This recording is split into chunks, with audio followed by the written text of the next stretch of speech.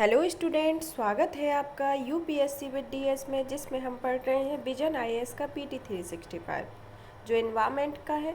इसमें अब तक हमने 2 पार्ट कंप्लीट कर लिए हैं और 3 टॉपिक को कवर अप कर चुके हैं।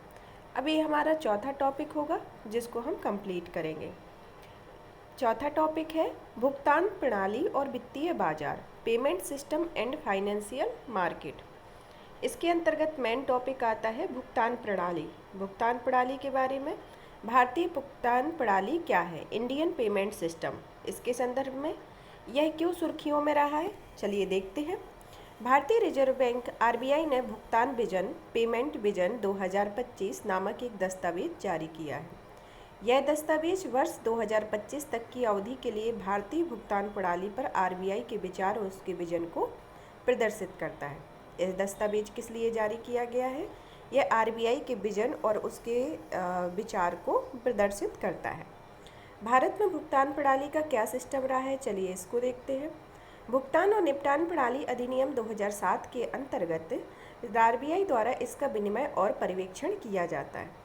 भुगतान प्रणाली का क्या महत्व है? भुगतान प्रणाली एवं आर्थिक विकास, वित्तीय स्थिरता और वित्तीय समावेशन में महत्वपूर्ण भूमिका निभाती है। भुगतान और अन्य वित्तीय सेवाओं के डिजिटलीकरण में बढ़ोतरी होने से भारतीय भुगतान प्रणाली भी तीव्र गति से डिजिटल होती जा रही है। यूपीआई, आईएमपीएस और पीपीआई के रूप में होने वाले डिजिटल भुगतान में इसी अवधि के दौरान क्रमशः 104%, 39% और 13% की CAGR को दर्ज किया गया है। साथ ही कागजी लिखितों के उपयोग में उल्लेखनीय कमी आई है। मात्रा की दृष्टि से कुल खुदरा भुगतान में इसकी हिस्सेदारी 3.83% से घटकर 0.88 हो गई है। अब देखते हैं भुगतान विजन क्या है। भुगतान विजन जो 2025 आरबीआई द्वारा निर्धारित किया गया है, क्या है? भुगतान विजन 2021 के 4 गोल पोस्ट्स जैसे प्रतिस्पर्धा, लागत, सुविधा और आत्मविश्वास के आधार पर भुगतान विजन 2025 ने 5 एंकर गोल पोस्ट निर्धारित किए हैं, जिसमें है पहुंच, ग्राहक केंद्रितता, साइबर सुरक्षा और डिजिटल पेमेंट में बढ़ोतरी के लिए अखंडता, समावेशन, नवाचार, संस्थागतकरण और अंतर्राष्ट्रीयकरण। विजन 2025 का क्या मुख्य विषय है? सभी के लिए, सभी जगह, सभी समय ई भुगतान, मतलब फोरी। सभी के लिए, सभी जगह, सभी समय ई भुगतान के बारे में इसका मुख्य विषय है। विजन है प्रत्येक उपयोगकर्ता को सुरक्षित, तेज, सुविधाजनक, सुलभ और किफ़ायती ई भुगतान विकल्प प्रदान करना है। अब ये जो भुगतान प्रणाली है उसका विकास क्रम देखते हैं। भारत में डिजिटल पेमेंट इकोसिस्टम का विकास क्रम, इसमें पहला आता है ECS, इलेक्ट्रॉनिक क्लियरिंग सर्विसेज। यह 1990 में स्टार्ट हुआ था, जो इसमें सीक्वेंस दिखाया गया है। फिर आता है RTGS, real time gross settlement, 2004 में आया था। फिर आया था नेशनल इलेक्ट्रॉनिक फंड ट्रांसफ़र, जो 2005 में था। फिर IMPS, इंटरमीडिएट पेमेंट सर्विस, यह आया था 2010 में। फिर CTS, चेक ट्रंकेशन सिस्टम, 2011। और NACH, national automated clearance house, 2012 में। और UPI, यूनिफाइड पेमेंट इंटरफेस, 2016 में आया था, जो अभी तक कार्यरत है और जिसका हम लोग भी यूज करते हैं। अब आता है संबंधित सुर्खियाँ क्या क्या रही हैं, जैसे आधार सक्षम भुगतान प्रणाली। आधार सक्षम भुगतान प्रणाली, भारतीय विशिष्ट पहचान प्राधिकरण ने आधार सक्षम भुगतान प्रणाली में एक नई सुरक्षा विशेषता को लागू किया है। इसके तहत लाइवलीनेस ऑफ फिंगरप्रिंट नामक विशेषता को शामिल किया गया है, जिसका उद्देश्य फर्जी फिंगरप्रिंट का उपयोग करके धोखाधड़ी से पैसे निकालने के मामले को रोकना है। इसका क्या उद्देश्य है? फर्जी फिंगरप्रिंट का उपयोग करके धोखाधड़ी से पैसे निकालने को रोकना है, जो आमतौर से होता है। AEPS बैंक आधारित मॉडल है। इसके तहत पॉइंट ऑफ सेल पर ऑनलाइन इंटरऑपरेबल वित्तीय समावेशन लेन देन किया जाता है। यह कार्य आधार प्रमाणीकरण का उपयोग करके किसी भी बैंक के व्यवसाय प्रतिनिधि के माध्यम से किया जाता है। AEPS सेवा भारतीय राष्ट्रीय भुगतान निगम प्रदान करता है और इसके तहत लेन देन करने हेतु ग्राहक को बैंक का नाम, आधार संख्या और फिंगरप्रिंट की आवश्यकता होती है। भुगतान प्रणाली संबंधी अन्य घटनाक्रम, जिसमें पहला आता है भारतीय रिजर्व बैंक डिजिटल भुगतान सूचकांक। भारतीय रिजर्व बैंक डिजिटल भुगतान सूचकांक ने मार्च 2021 से मार्च 2022 के बीच महत्वपूर्ण वृद्धि का प्रदर्शन किया है। इसने देश भर में डिजिटल भुगतानों को तेजी से अपनाने और इसके विस्तार के संकेत दिया है। इसे 1 जनवरी 2021 को लॉन्च किया गया था और इसका आधार वर्ष मार्च 2018 है। इसमें 5 व्यापक मानदंड हैं जो देश में अलग अलग समय अवधि में डिजिटल भुगतान की गहनता और व्यापकता को मापने में सक्षम बनाता है, जिसमें पहला है भुगतान सक्षमकर्ता भारांश जो 25% है, भुगतान अवसंरचना मांग पक्षकारक 10%, भुगतान अवसंरचना आपूर्ति पक्षकारक 15% और भुगतान निष्पादन 45% जो सर्वाधिक है और उपभोक्ता केंद्रित 5% जो सबसे कम है, जिसमें सबसे ज़्यादा है भुगतान निष्पादन 45% और उपभोक्ता केंद्रित 5% है। अब आता है भुगतान प्रणाली डेटा संग्रहण, storage of payment system data. RBI ने वर्ष 2018 में निर्देश जारी किए थे। इन निर्देशों के अनुसार सभी भुगतान प्रणाली प्रदाताओं को यह सुनिश्चित करने की सलाह दी गई थी कि उनके द्वारा संचालित भुगतान प्रणालियों से संबंधित संपूर्ण डेटा केवल भारत में ही एक सिस्टम से संग्रहीत किया जाएगा। इसमें भुगतान प्रणाली प्रदाता भुगतान और निपटान प्रणाली अधिनियम 2007 के तहत तथा बैंक एवं भुगतान पारितंत्र की कोई अन्य इकाई जो भारत में भुगतान सेवाएं प्रदान करती है शामिल है। सर्ट इन के पैनल में शामिल ऑडिटर सिस्टम का ऑडिट करता है। इसके बाद डेटा को आरबीआई की मंजूरी के बाद ही विदेशी विनियामक के साथ साझा किया जाता है। अब आता है भारत बिल भुगतान प्रणाली। आरबीआई ने गैर बैंक भारत बिल भुगतान परिचालन इकाइयों के लिए न्यूनतम नेटवर्थ आवश्यकता को घटा दिया है। इसे 100 करोड़ रुपए से घटाकर 25 करोड़ रुपए कर दिया गया है। बीबीपीएस का संचालन भारतीय राष्ट्रीय भुगतान निगम करता है। यह आरबीआई की अवधारणात्मक प्रणाली है। बीबीपीएस के उद्देश्य, भारत बिल पेमेंट सिस्टम के क्या क्या उद्देश्य हैं इसको देखते हैं। एक एकीकृत बिल भुगतान प्रणाली को लागू करना। किसको? एक एकीकृत बिल भुगतान। यह प्रणाली एजेंटों के नेटवर्क के माध्यम से ग्राहकों को अंतः प्रचालनीय और सुगम बिल भुगतान सेवाएं जैसे विद्युत, दूरसंचार, गैस इत्यादि प्रदान करती है। साथ ही यह भुगतान के कई मोड सक्षम करती है और भुगतान की तत्काल पुष्टि प्रदान करती है। इसमें केवल एक केंद्रीकृत ग्राहक शिकायत निवारण तंत्र भी है और इसमें एक समान ग्राहक सुविधा शुल्क भी शामिल होती है। अब आता है merchant discount rate. Merchant discount rate MDR bank को भुगतान की जाने वाली एक लागत है। इसे एक व्यापारी अपने ग्राहकों से डिजिटल माध्यम से भुगतान स्वीकार करने के बदले बैंक को चुकाता है और इसे लेन देन की गई राशि के प्रतिशत में व्यक्त किया जाता है। अब आता है वित्तीय आसूचना एकक भारत FIUIND को वर्ष 2004 में केंद्रीय राष्ट्रीय एजेंसी के रूप में स्थापित किया गया था। यह संदिग्ध वित्तीय लेन देनों से संबंधित जानकारी की प्रवर्तन एजेंसियों और विदेशी FIU से प्राप्ति, प्रोसेसिंग, विश्लेषण और प्रसार के लिए जिम्मेदार होती है।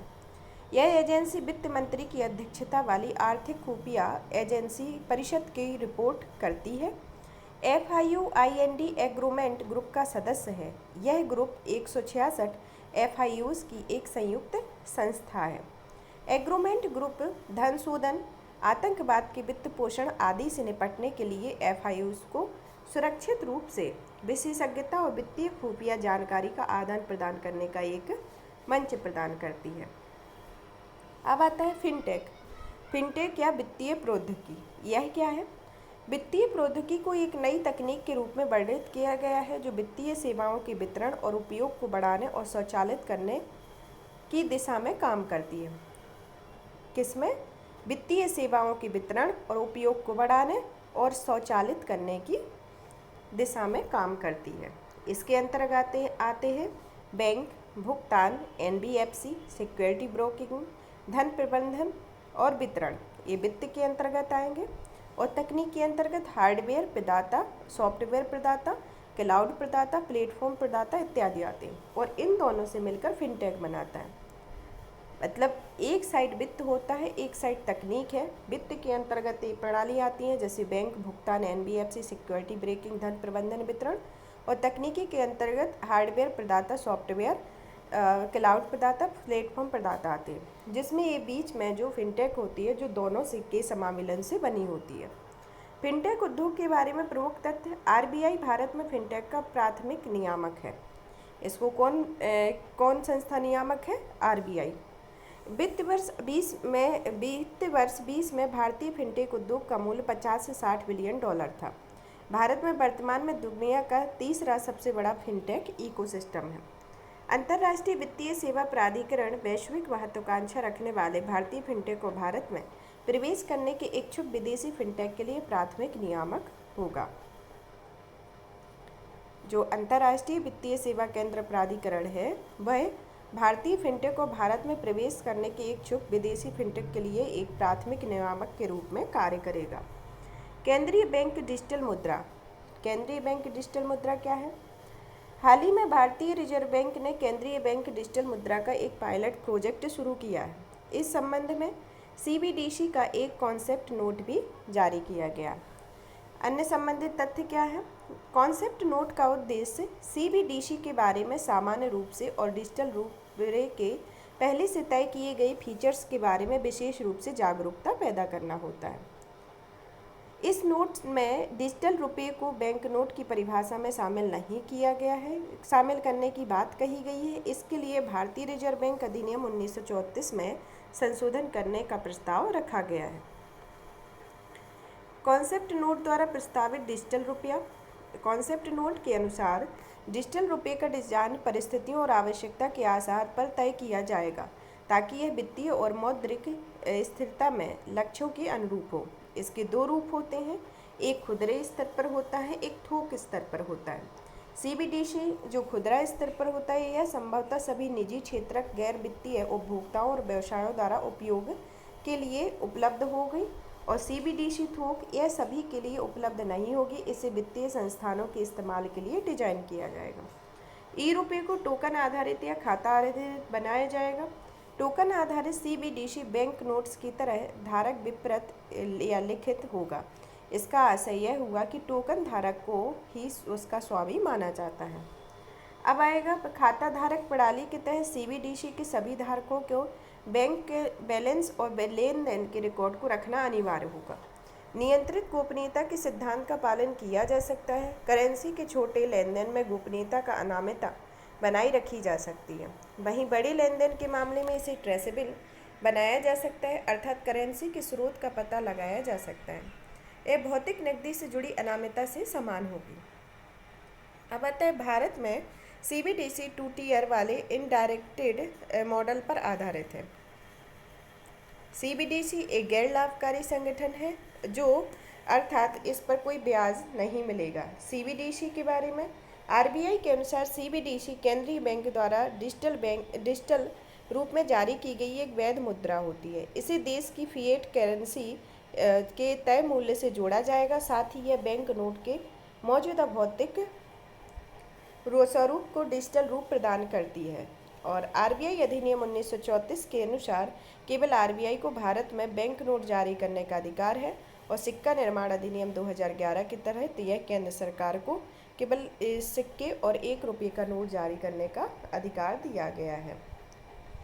अब देखते हैं सबसे पहले तो सीबीडीसी की क्या विशेषता है। सीबीडीसी क्या है ये तो देख लिया है, अब देखते हैं इसकी विशेषताएं क्या है। सीबीडीसी पहली विशेषता है, यह केंद्रीय बैंकों द्वारा अपनी मौद्रिक नीति के अनुरूप जारी किए जाने वाली एक संप्रभु मुद्रा है। दूसरी, यह केंद्रीय बैंक को बैलेंस शीट में देनदारी के रूप में दर्ज होती है। तीसरा, इसका निश्चित मूल्य होता है। चौथा, यह फंजिबल लीगल टेंडर की विशेषताएं होती हैं, अर्थात इसे फिएट करेंसी, वाणिज्यिक बैंक मुद्रा और नकदी में आसानी से बदला जा सकता है। पाँचवा, सीबीडीसी धारकों के लिए बैंक खाता होना अनिवार्य होता है। तथा छठवां, ब्लॉकचेन जैसी डिस्ट्रीब्यूटेड लेजर टेक्नोलॉजी का उपयोग कर सभी रिकॉर्ड्स रखे जाते हैं। सीबीडीसी बनाम मोबाइल मनी। सीबीडीसी और मोबाइल मनी में अंतर देख लेते हैं। मोबाइल मनी क्या है?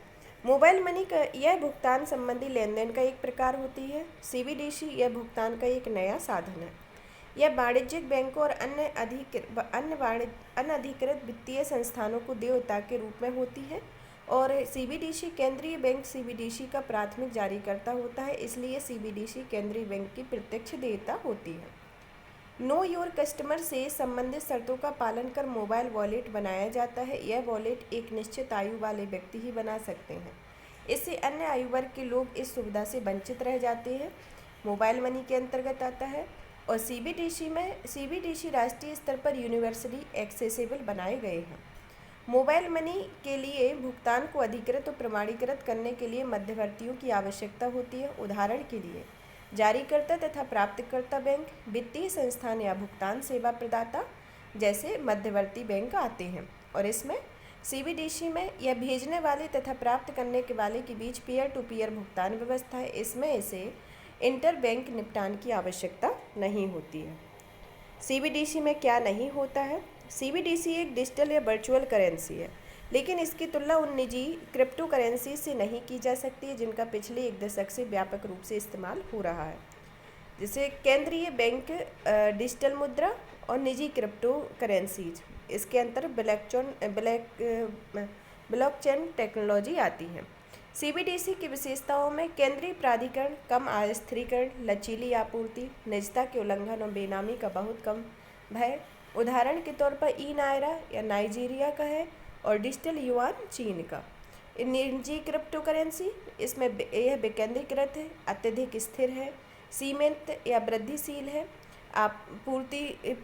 सीमित आपूर्ति, निजता के उल्लंघन और बेनामी का बहुत अधिक भय रहता है इसमें। उदाहरण के तौर पर बिटकॉइन, इथेरियम। इन दोनों को मिलाकर ब्लॉकचेन टेक्नोलॉजी का निर्माण किया गया है। अब आता है क्रिप्टो एसेट रिपोर्टिंग फ्रेमवर्क। यह आर्थिक सहयोग और विकास संगठन ने क्रिप्टो एसेट्स रिपोर्टिंग फ्रेमवर्क जारी किया है। यह फ्रेमवर्क क्रिप्टो एसेट्स में लेन देन का एक मानकीकृत तरीके से कर संबंधी सूचनाओं की रिपोर्टिंग को प्रावधान करता है, जिसका उद्देश्य इस तरह की सभी सूचनाओं के स्वचालित रूप से आदान प्रदान को बढ़ावा देना होता है। क्रिप्टो एसेट्स रिपोर्टिंग फ्रेमवर्क का लक्ष्य क्रिप्टो करेंसी जैसी डिजिटल संपत्ति का उपयोग करके अंतर्राष्ट्रीय करवंचना की प्रवृत्ति से निपटना है। इसमें ऐसे एक्सचेंज, ब्रोकर और एटीएम ऑपरेटर शामिल हैं जो प्रासंगिक क्रिप्टो परिसंपत्तियों के बीच लेन देन की सुविधा प्रदान करते हैं। सीएआरएफ के तहत व्यक्ति और संस्था दोनों प्रकार के ग्राहकों की पहचान करने में उचित सतर्कता प्रक्रिया को अनिवार्य किया गया है। इसी तरह की सतर्कता स्वयं की पहचान करने के लिए नियंत्रणकर्ता व्यक्तियों के मामले में आवश्यक की गई है। अब आता है टोकनाइजेशन। टोकनाइजेशन सुर्खियों में रहा है। क्यों रहा है सुर्खियों में? भारतीय रिजर्व बैंक ने कार्ड ऑन फाइल टोकनाइजेशन मानदंड को 1 अक्टूबर से लागू हो गए हैं। अभी तक कार्ड से ट्रांजैक्शन कैसे होता आ रहा था, इस प्रक्रिया को देखते हैं। वर्तमान में किसी कार्ड से कैसे ट्रांजैक्शन होता है? पहले नंबर तो आप कार्ड के माध्यम से पेमेंट की शुरुआत करते हैं। सबसे पहले पेमेंट की शुरुआत करने के लिए कार्ड की आवश्यकता होती है। इसके बाद व्यापारियों द्वारा एक्वायरिंग बैंक या व्यापारियों की ओर से भुगतान को प्रोसेस करने वाले बैंक के पास कार्ड की डिटेल भेजी जाती है। जैसा कि हम लोग मॉल में जब शॉपिंग करते हैं तो हम इस प्रक्रिया को देखते हैं, यह करते ही है। फिर एक्वायरिंग बैंक कार्ड उपयोगकर्ता के जारीकर्ता बैंक के पास पेमेंट के लिए रिक्वेस्ट करता है। जारीकर्ता बैंक उक्त ट्रांजैक्शन को स्वीकार अस्वीकार कर सकता है। अंत में ट्रांजैक्शन पूरा होता है। जब हम किसी मॉल में शॉपिंग करने जाते हैं तो जो बिल का भुगतान करना होता है तो कार्ड देते हैं, वह कार्ड में अपना रजिस्टर्ड करता है, एक्वायरिंग बैंक से कनेक्टेड होता है। उसके बाद वह हमें कहता है, वो ओटीपी डालने के लिए बोलता है, जो उसके बाद उसका ट्रांजैक्शन कंप्लीट होता है।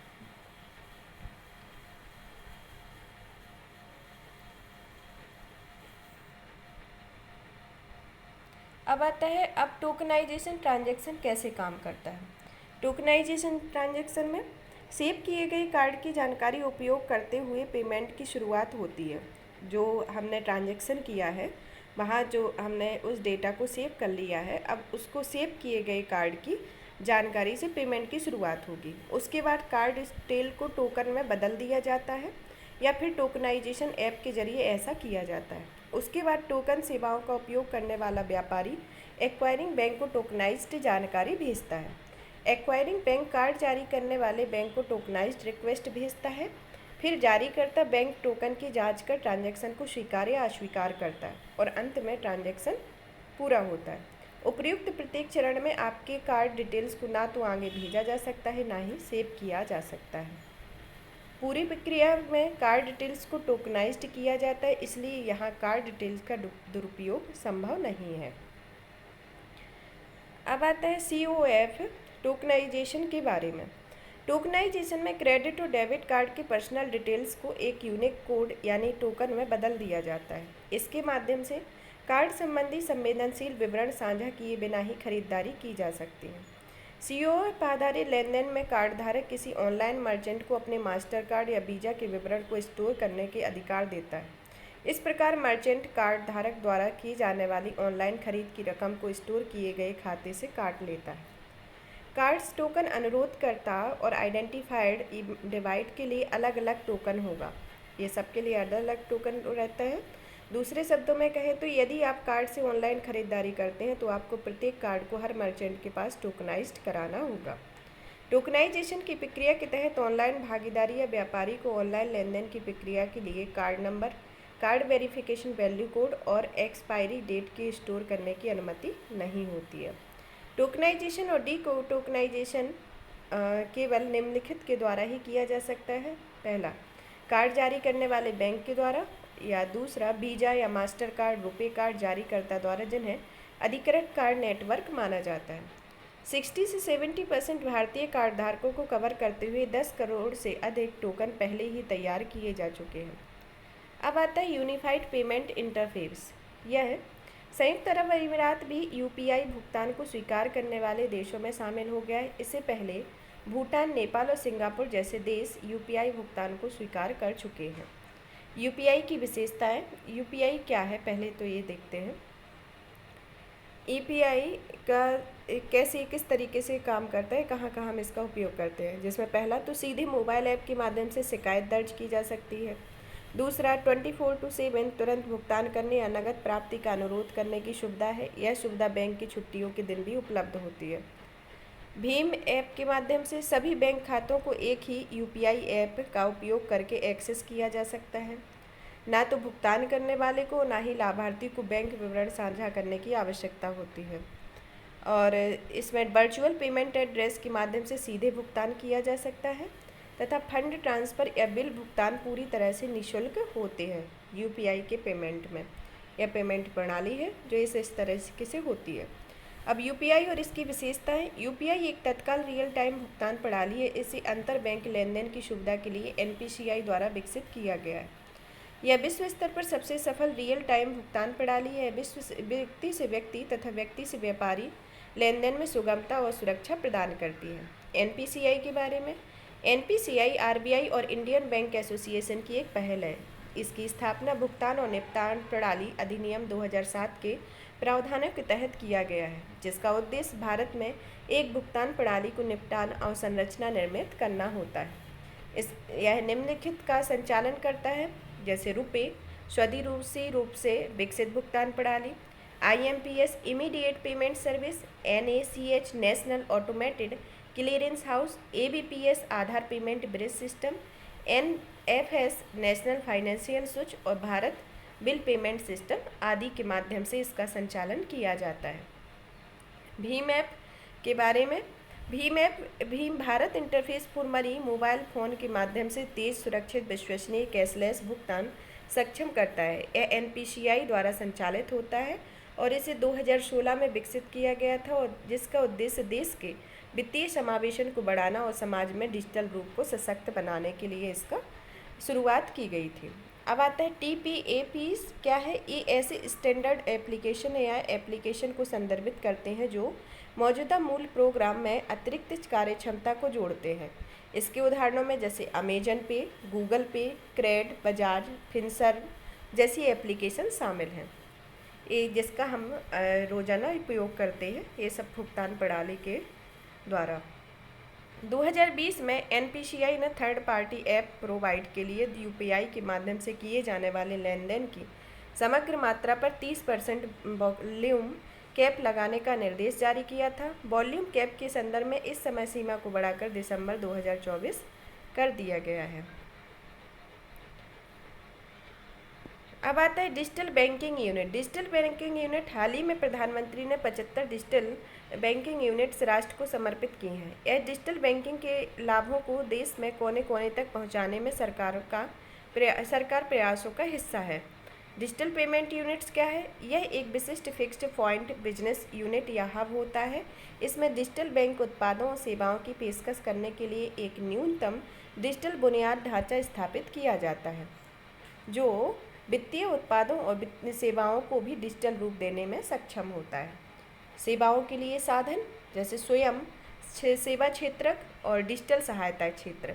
स्वयं सेवा क्षेत्र में यहाँ ग्राहक एटीएम, कैश डिपॉजिट मशीन एवं इंटरनेट बैंक को एक्सेस कर सकते हैं, पासबुक को प्रिंट कर सकते हैं तथा बिल और करों आदि का भुगतान कर सकते हैं। और डिजिटल सहायता क्षेत्र में यह ग्राहकों को बचत खाता खोलने, चालू खाता खोलने जैसी कई सेवाओं को शुरू करने में सहायता करते हैं।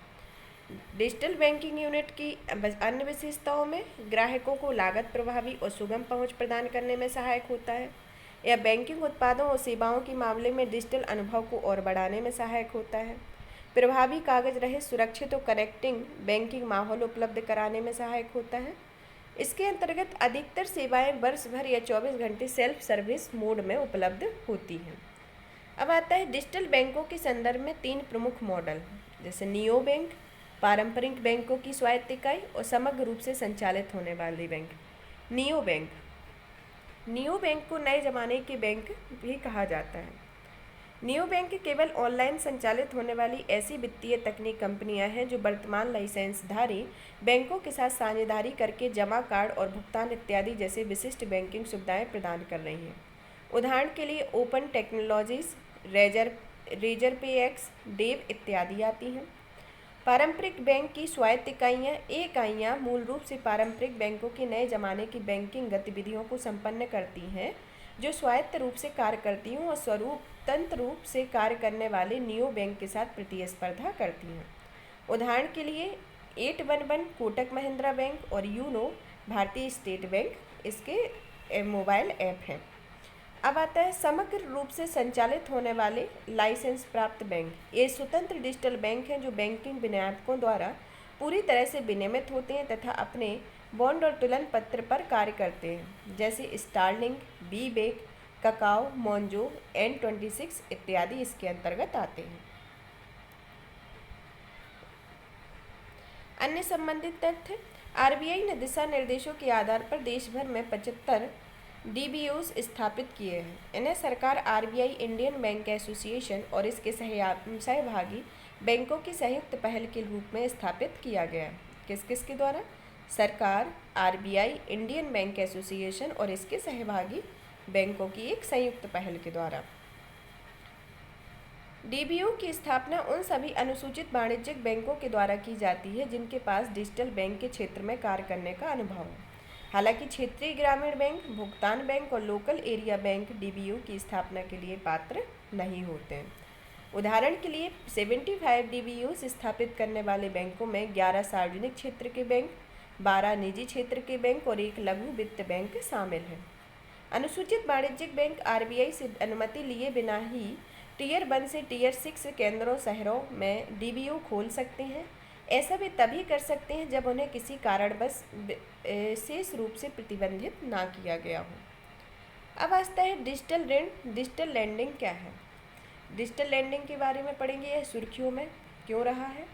डिजिटल लैंडिंग पर भारतीय रिजर्व बैंक के दिशा निर्देश 1 दिसंबर 2022 से प्रभावी हो गए हैं। डिजिटल ऋण के बारे में ये दिशा निर्देश निम्नलिखित संस्थाओं पर लागू हो गए, जिसमें क्या क्या संस्थाएं देख लेते हैं। पहली, वाणिज्यिक बैंक, प्राथमिक सहकारी बैंक, एनबीएफसी जैसी विनियमित संस्थाएं और उपर्युक्त संस्थाओं से जुड़ी ऋण सेवा प्रदाता संस्थाएं जो अलग अलग प्रकार की अनुमत ऋण सुविधा प्रदान करती हैं। इसका क्या उद्देश्य है? यह इसका उद्देश्य इन दिशा निर्देशों के माध्यम से डिजिटल लैंडिंग मानदंडों को सशक्त कर दिया है। ये दिशा निर्देश उपभोक्ताओं को निम्नलिखित रूप से संरक्षण प्रदान करेंगे: डेटा गोपनीयता के उल्लंघन से, अनुचित व्यावसायिक आचरण से, अत्यधिक ब्याज दरों की वसूली से, फिनटेक कंपनियों द्वारा ऋण वसूली किए गए अपनाए जाने वाले अनैतिक तरीके से। दिशा निर्देशों की आवश्यकता क्यों पड़ी? इसमें क्यों है? पहला, अवैध रूप से ऋण देने वाले ऐप की संख्या में वृद्धि होने से इसकी आवश्यकता है।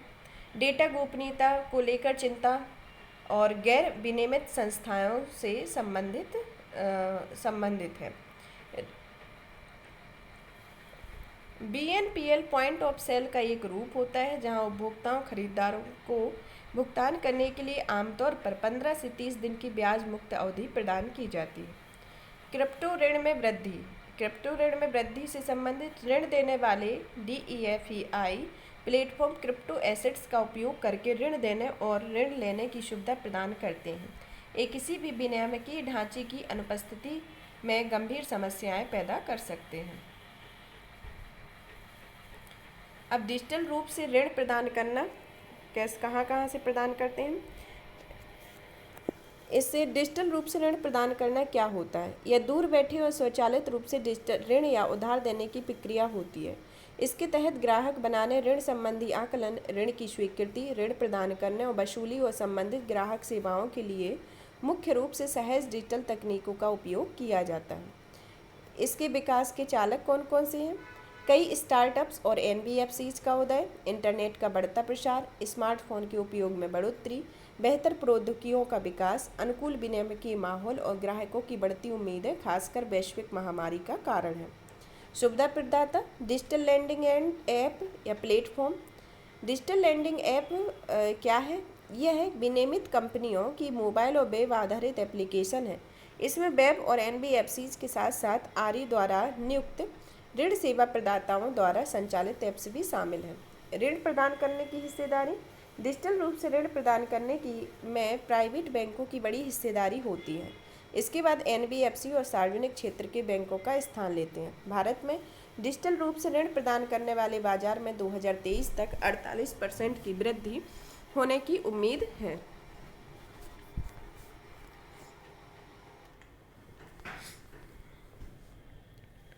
इससे संबंधित मुख्य प्रावधान क्या है? मानदंड, दिशा निर्देश, ग्राहक सुरक्षा और आचरण संबंधी आवश्यकताएं। जैसे ऋण देना, दिशा निर्देश क्या क्या है?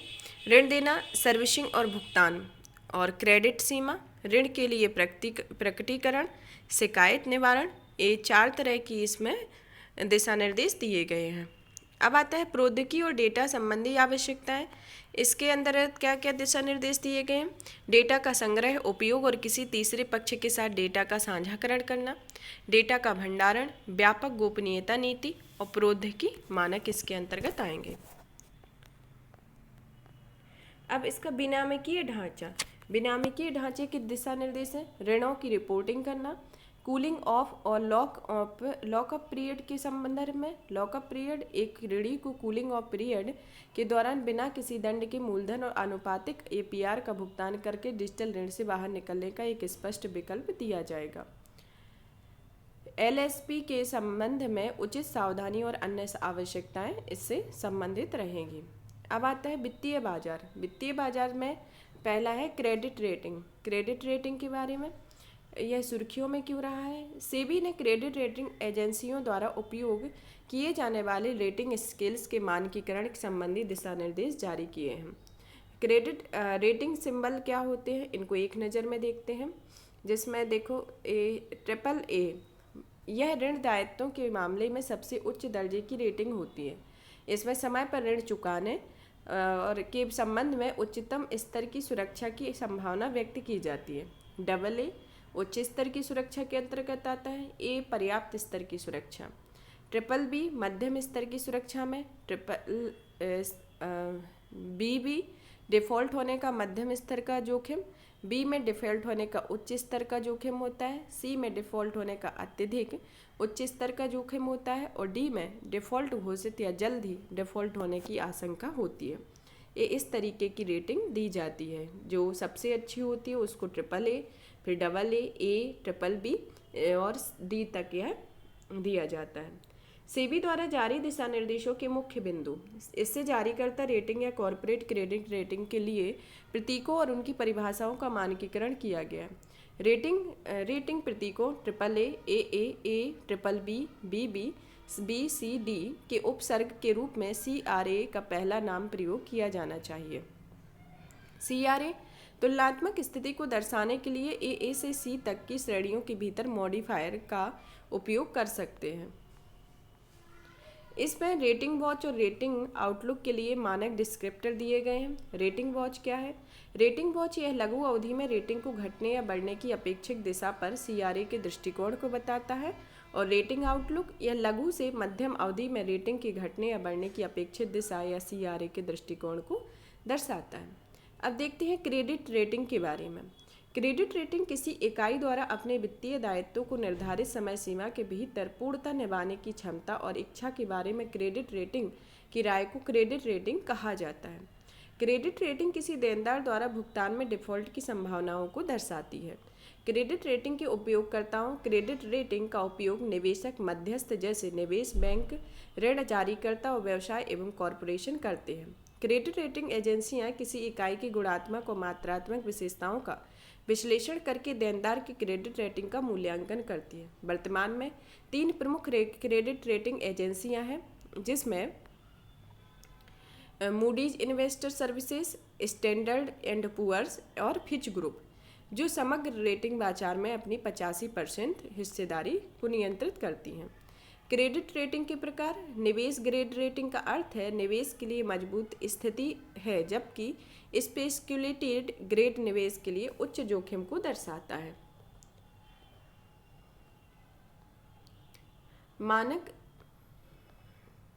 मानक डिस्क्रिप्टर एवं उनके अर्थ क्या है? जैसे रेटिंग वॉच। रेटिंग वॉच का सकारात्मक निहितार्थ के साथ रेटिंग वॉच दिखाया गया है, विकासात्मक निहितार्थ के साथ रेटिंग वॉच और नकारात्मक निहितार्थ के साथ दिखाया गया है।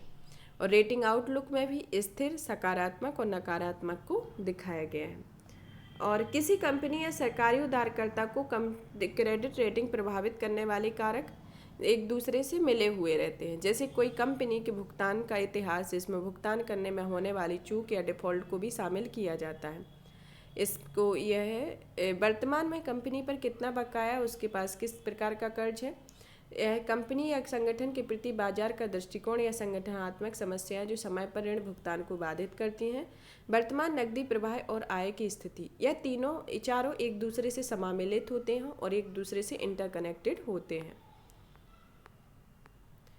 अब आता है social stock exchange. Social stock exchange SEBI ने SSE का उपयोग करके धन जुटाने वाले सामाजिक उद्यमों के लिए नियमों की अनुसूचित करने वाली एक फ्रेमवर्क जारी किया है। सोशल स्टॉक एक्सचेंज में के इस बारे में सोशल स्टॉक एक्सचेंज एक नई अवधारणा है। वित्त वर्ष ने वित्त वर्ष 2019 से 20 के बजट भाषण में पहली बार इसका उल्लेख किया था। यह निवेशकों को सामाजिक उद्यमों के शेयर खरीदने की अनुमति देता है, जिसकी एक आधिकारिक एक्सचेंज द्वारा जांच की गई है। सामाजिक उद्यम कंपनियां लाभांश का भुगतान नहीं करती हैं और वे नॉन प्रॉफिट आधार पर काम करती हैं। इन्हें सामाजिक समस्याओं को दूर करने के लिए स्थापित किया जाता है। सोशल स्टॉक एक्सचेंज के शेयरों के लिए BSE और NSE को सेबी की मंजूरी मिल गई है। कुछ सर्वाधिक प्रतिष्ठित SSEs हैं, जैसे यूनाइटेड किंगडम का सोशल स्टॉक एक्सचेंज, कनाडा का सोशल वेंचर कनेक्शन, दक्षिण अफ्रीका का south African social investment exchange, Singapore का इम्पैक्ट इन्वेस्टमेंट एक्सचेंज आदि हैं। इस फ्रेमवर्क के मुख्य बिंदु कौन कौन से हैं? इस नियमों के तहत ऐसे गैर लाभकारी संगठनों और सामाजिक उद्यमों को सोशल स्टॉक एक्सचेंज में भाग लेने के लिए पात्र माना गया है, जिसका प्राथमिक लक्ष्य सामाजिक कार्यों समाज को लाभ पहुंचाना है। इसके तहत 16 व्यापक सामाजिक गतिविधियों की अनुमति दी गई है। इसमें भुखमरी, गरीबी, कुपोषण का उन्मूलन, LGBTQI+ से संबंधित मुद्दे शामिल होते हैं। NPO को एक धर्मार्थ संस्था के रूप में पंजीकृत होना चाहिए। पंजीकरण प्रमाण पत्र अनिवार्य रूप से अगले 12 महीने के लिए वैध होना चाहिए। NPO कम से कम 3 वर्ष पुराना भी होना चाहिए। सोशल स्टॉक एक्सचेंज के माध्यम से धन जुटाने वाले सामाजिक उद्यमों को एनुअल इम्पैक्ट रिपोर्ट प्रस्तुत करनी होगी। यह रिपोर्ट प्रत्येक वित्तीय वर्ष की समाप्ति के 90 दिनों के भीतर प्रस्तुत करनी होगी। Zero coupon zero principal instrument के माध्यम से फंड जुटाने वाले एनपीओज को अपने विजन, लक्ष्य, समुदाय आदि के बारे में बताना होगा। सोशल स्टॉक एक्सचेंज के बारे में खुदरा निवेशक से और संस्था निवेशक में खुदरा निवेशक के द्वारा यह इम्पैक्ट इंश्योर्स द्वारा प्रस्तावित परियोजनाओं में पैसा निवेश करना है और संस्थागत निवेशक प्रतिभूतियों का निर्गमन और व्यापार करना होता है और सामाजिक उद्यम में परियोजनाओं के लिए पूंजी जुटाने में सहायता करते हैं और स्वैच्छिक संगठन में बेहतर सुरक्षा प्रकार के साथ सूचीबद्ध होना होता है। सॉवरेन ग्रीन बॉन्ड सुर्खियों में क्यों? हाल ही में वित्त मंत्रालय ने भारत के सॉवरेन ग्रीन बॉन्ड की रूपरेखा को अंतिम रूप दे दिया है। सरकार ने चालू वित्तीय वर्ष में इस श्रेणी के तहत 16,000 करोड़ रुपए के बॉन्ड जारी करने का लक्ष्य तय किया गया है।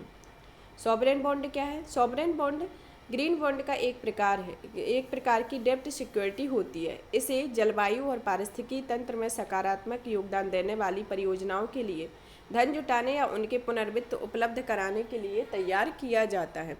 गौरतलब है कि डेब्ट सिक्योरिटी वह ऋण होता है जिसे मैच्योरिटी से पहले बाजार से दो पक्षों के बीच खरीदा या बेचा जाता है। ग्रीन बॉन्ड और साधारण बॉन्ड के बीच महत्वपूर्ण अंतर यह है कि ग्रीन बॉन्ड के तहत जुटाए गए धन का उपयोग केवल उन पहलों का समर्थन करने के लिए किया जाता है जो पर्यावरण पर अनुकूल प्रभाव उत्पन्न करती हैं और जिसमें सकारात्मक पर्यावरणीय या जलवायु लाभ निर्भर होते हैं। इन परियोजनाओं में ग्रीन कंस्ट्रक्शन या हरित निर्माण, नवीनीकरण ऊर्जा जैसी परियोजनाएं शामिल हो सकती हैं। एसजीआरबी जब इन बॉन्ड्स को सॉवरेन बॉन्ड जारी करता है या सरकार द्वारा मूलधन या ब्याज के भुगतान की गारंटी दी जाती है तब इन्हें सॉवरेन ग्रीन बॉन्ड कहा जाता है।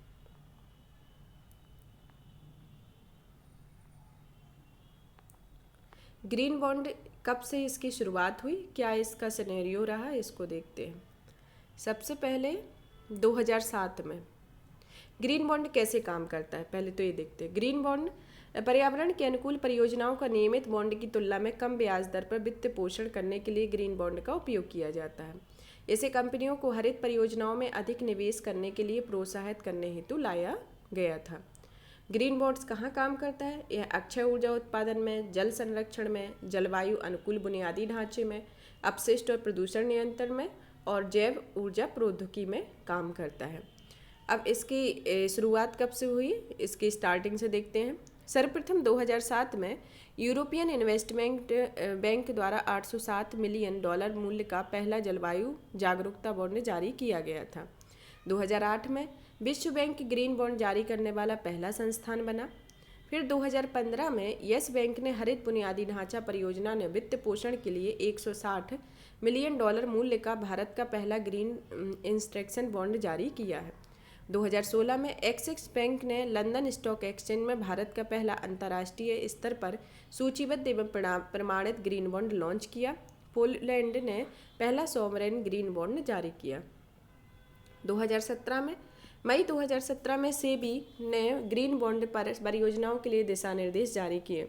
जुलाई में एल&टी ने पहला सेबी द्वारा स्वीकृत ग्रीन बॉन्ड जारी किया। 2021 में भारतीय कंपनियों द्वारा जारी किए जाने वाले वार्षिक ग्रीन बॉन्ड का मूल्य $8 मिलियन तक पहुंच गया और 2022 में भारत सरकार ने $2 बिलियन मूल्य के सॉवरेन ग्रीन बॉन्ड जारी करने की योजना की घोषणा की।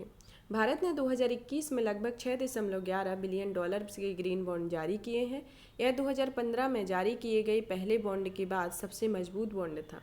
गाजियाबाद नगर निगम ग्रीन म्यूनिसिपल बॉन्ड जारी करने वाला पहला राज्य है, पहला डिस्ट्रिक्ट है। फ्रेमवर्क की प्रमुख विशेषताएं। इस फ्रेमवर्क के तहत ग्रीन प्रोजेक्ट उन्हीं परियोजनाओं को कहा जाता है जो निम्नलिखित सिद्धांतों पर आधारित होती हैं।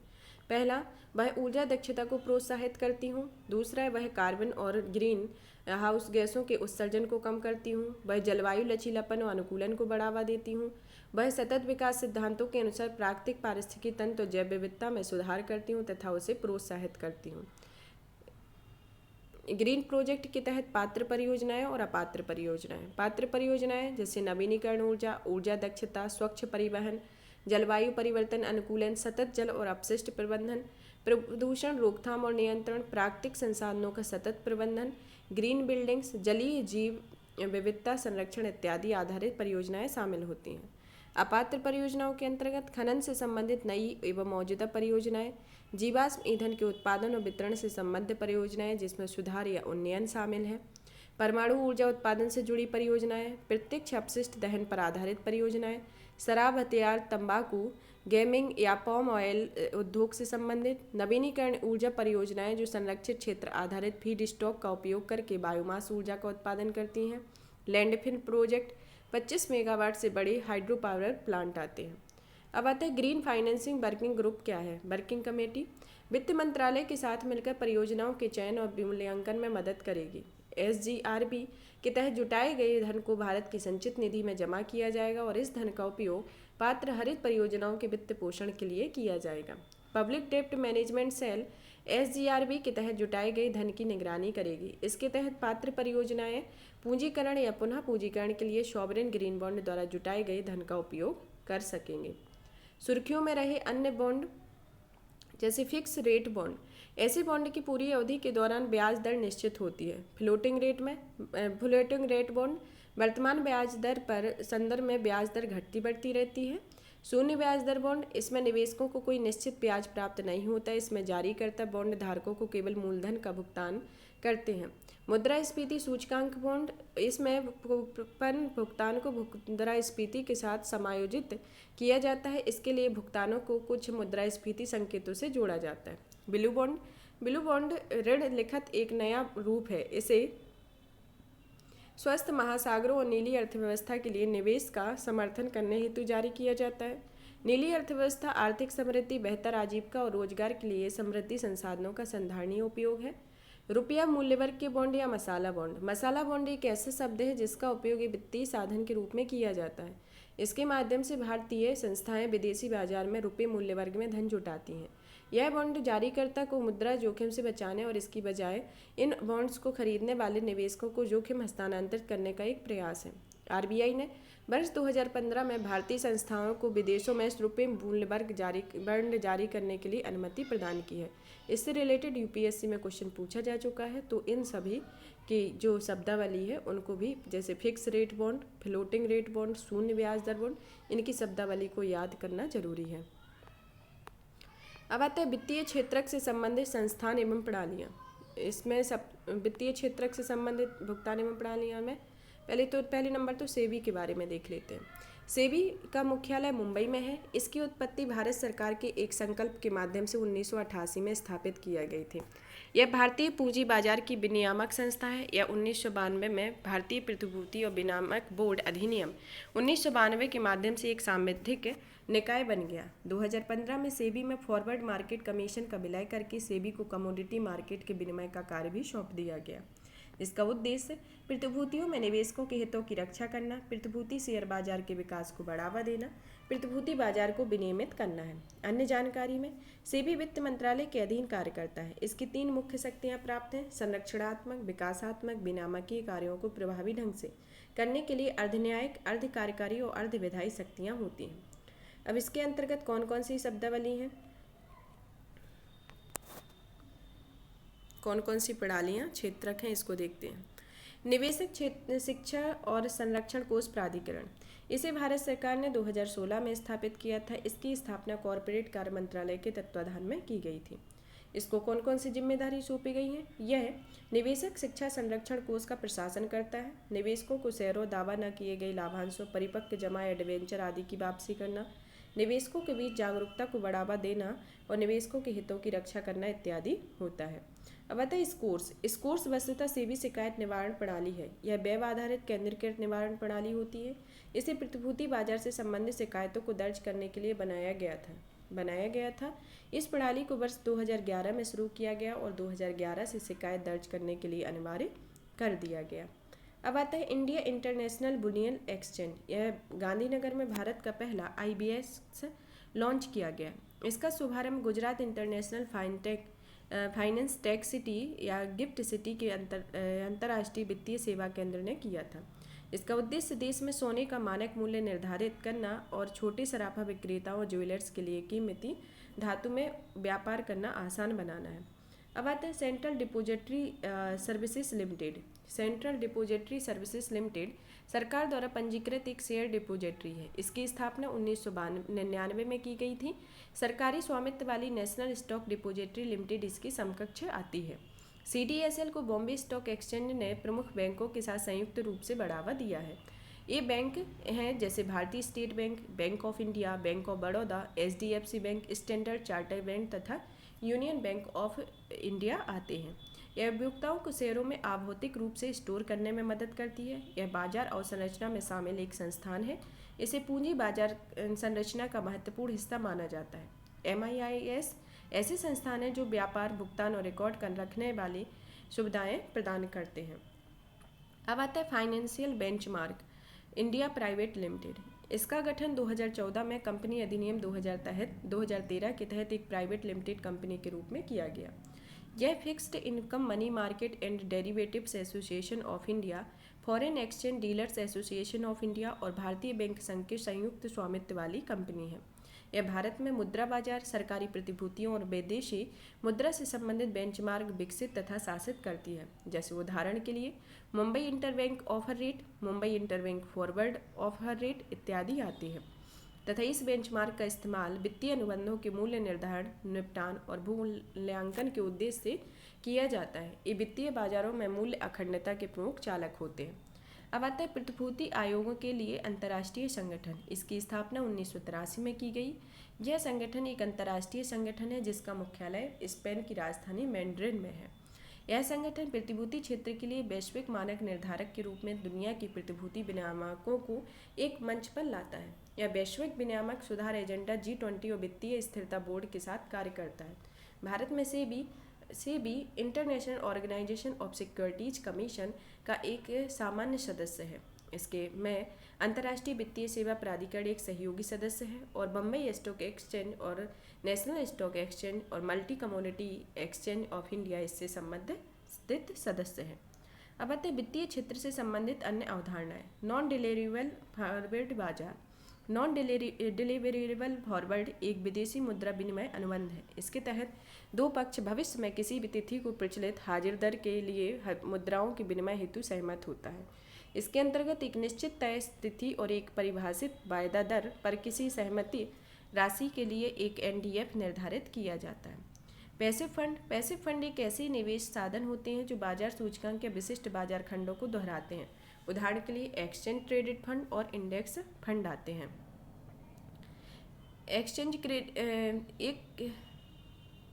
अब आता है हाइब्रिड प्रतिभूतियाँ। हाइब्रिड प्रतिभूतियाँ सेबी ने हाइब्रिड प्रतिभूतियों पर एक 20 सदस्यीय समिति का गठन किया है। इस समिति के अध्यक्ष KB कामत है। यह समिति हाइब्रिड प्रतिभूतियों के प्राथमिक द्वितीयक बाजारों के विकास और विनिमय से संबंधित मुद्दे प्रस्तुत करती है, जिसका उद्देश्य हाइब्रिड प्रतिभूतियों के विकास को बढ़ावा देना, इनके निर्गमन को सुगम बनाना और घरेलू और वैश्विक पूंजी को आकर्षित करना है। अब आता है पॉइजन पिल स्ट्रेटजी। पॉइजन पिल स्ट्रेटजी इसे आधिकारिक तौर पर शेयर धारक अधिकार योजना के रूप में जाना जाता है। यह मौजूदा शेयर धारकों को किसी कंपनी में छूटकर अतिरिक्त शेयर खरीदने की अनुमति देती है। यह दूसरे पक्ष के लिए खरीदारी को महंगा बना देती है और इससे उसके स्वामित्व संबंधी हित प्रभावी रूप से सीमित हो जाते हैं।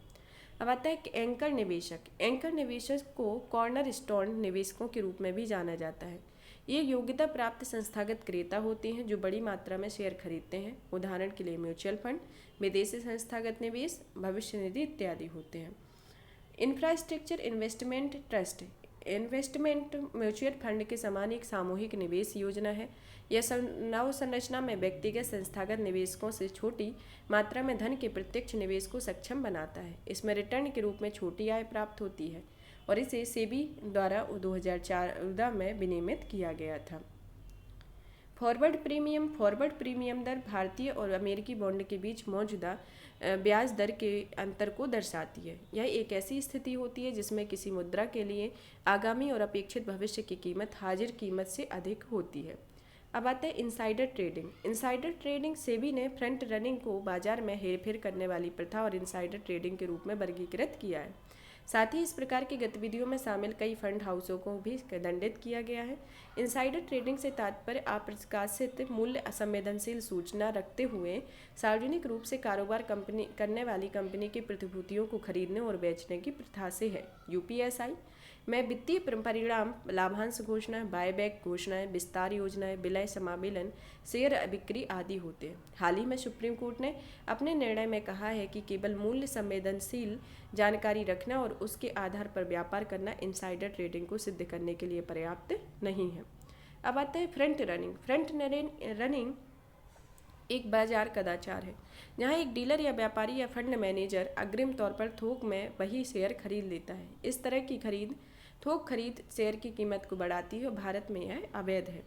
वाणिज्यिक विपत्र कंपनियों द्वारा जारी किया गया जाने वाला एक अल्पकालिक ऋण साधन होता है। इसका इस्तेमाल आमतौर पर एक वर्ष की अवधि हेतु धन जुटाने के लिए किया जाता है। यह एक असुरक्षित मुद्रा बाजार का साधन होता है। इसे वचन पत्र में जारी किया जाता है। इसे अंकित मूल्य पर छूट के साथ प्रस्तुत किया जाता है। अब आता है पार्टिसिपेटरी नोट्स या पी नोट्स। पी नोट्स वित्तीय संसाधन है। इन्हें पंजीकृत विदेशी संस्थागत निवेशक एक विदेशी निवेशकों को जारी करता है। इसकी सहायता से सेबी के तहत पंजीकृत हुए बिना भारतीय शेयर बाजार में निवेश किया जा सकता है। पी नोट्स के तहत निवेशक की जानकारी प्रकट करने की अनिवार्यता नहीं होती है। इसकी यही विशेषता इसे उन संस्थाओं के लिए आकर्षित बनाती है जो पी नोट्स इस्तेमाल करके फंड की राउंड ट्रिपिंग की कोशिश करते हैं। अब आता है वैकल्पिक निवेश कोष और वेंचर कैपिटल फंड।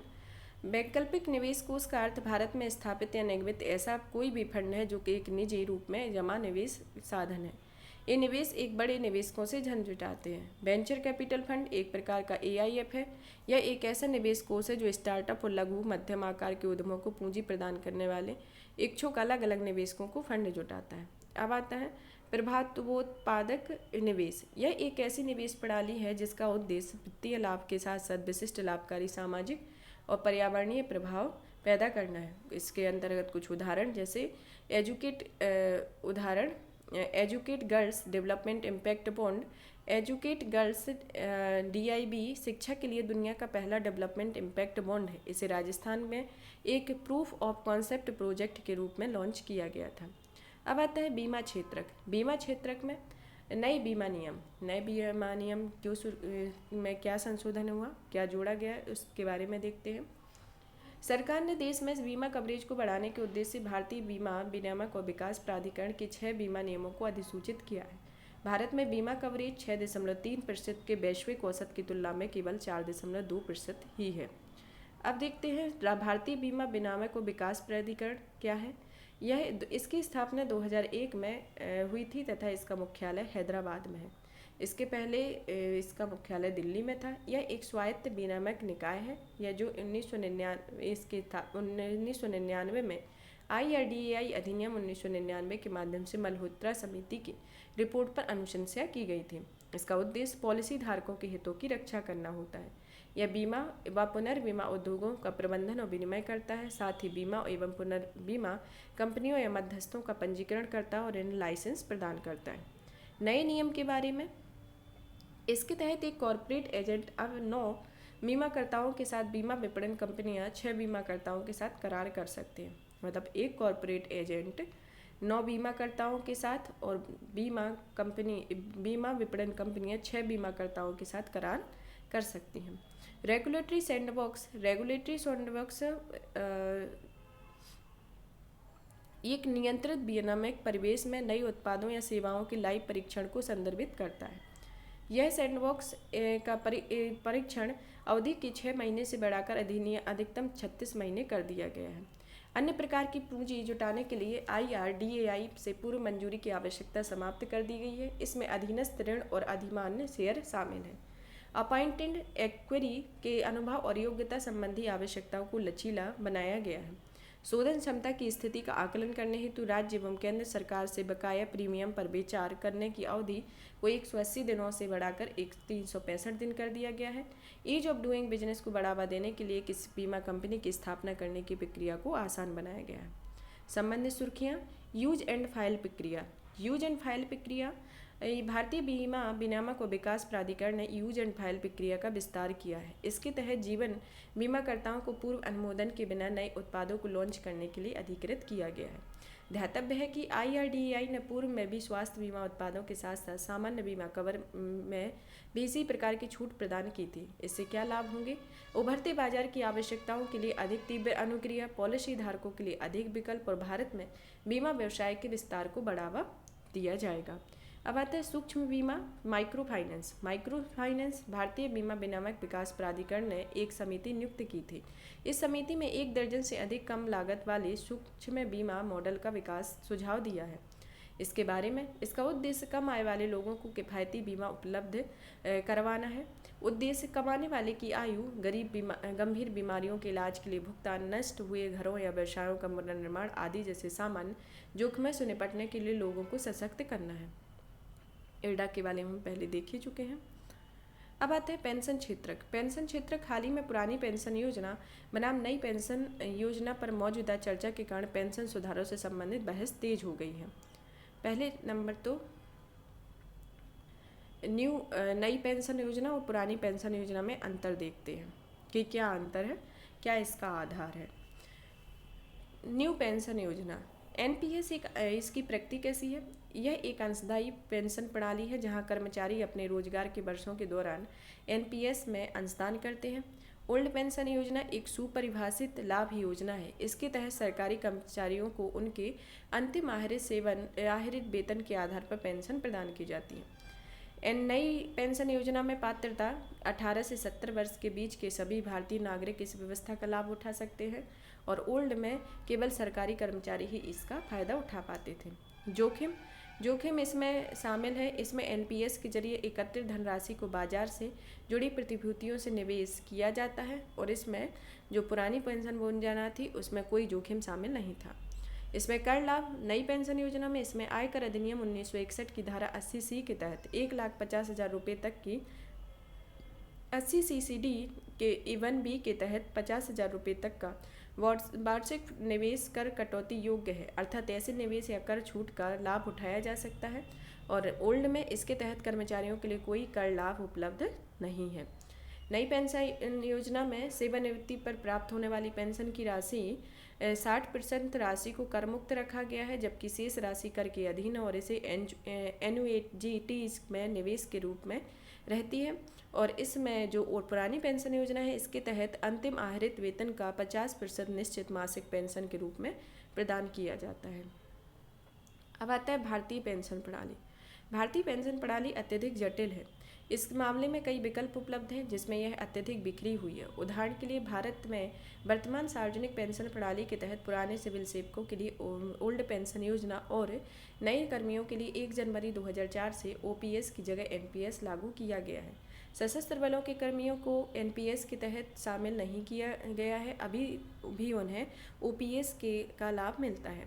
कर्मचारी भविष्य निधि संगठन द्वारा संगठित क्षेत्र में कर्मचारियों के लिए कर्मचारी पेंशन योजना की सुविधा प्रदान की जाती है। उपर्युक्त के अतिरिक्त कुछ सामाजिक पेंशन योजनाओं को क्रियान्वित करती हैं, जैसे अटल पेंशन योजना, प्रधानमंत्री वय वंदना योजना, इंदिरा गांधी राष्ट्रीय वृद्धावस्था पेंशन योजना आदि। कई संगठनों द्वारा भी पेंशन योजनाएं शुरू की गई हैं, जैसे LIC की सरल पेंशन योजना आदि है। NPS को क्यों लागू किया गया? वृद्धावस्था सामाजिक और आय सुरक्षा परियोजना की रिपोर्ट के आधार पर निम्नलिखित कारणों से 2004 में NPS को शुरू किया गया था। सरकार की पेंशन देनदारी बढ़ती जा रही थी, लेकिन भुगतान के लिए वृद्धि वाली कोई निधि उपलब्ध नहीं थी। OPS को जारी रखना आर्थिक बोझ बनता जा रहा था, क्योंकि बेहतर स्वास्थ्य सुविधाओं से जीवन प्रत्याशा में वृद्धि हो रही थी और इसके साथ पेंशन देनदारियां भी बढ़ने लगी थी। अब देखते हैं पेंशन निधि विनियामक प्राधिकरण क्या है। इसका मुख्यालय नई दिल्ली में है।